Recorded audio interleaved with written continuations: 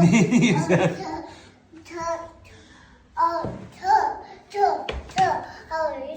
Ay kız.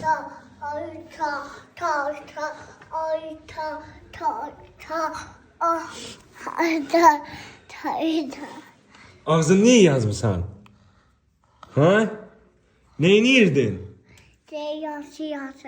Ne yazırdın? Deftere ne yazdın? Ne yazsı? Dana ne yazdın? Kalemle yazdın. Ne yazdın ora? Kimin adını yazdın? Ayının? Ayna da. Biz ay çəkdik. Ay çəktiniz. Kim oxşurdu ayı? Mənə. Bu.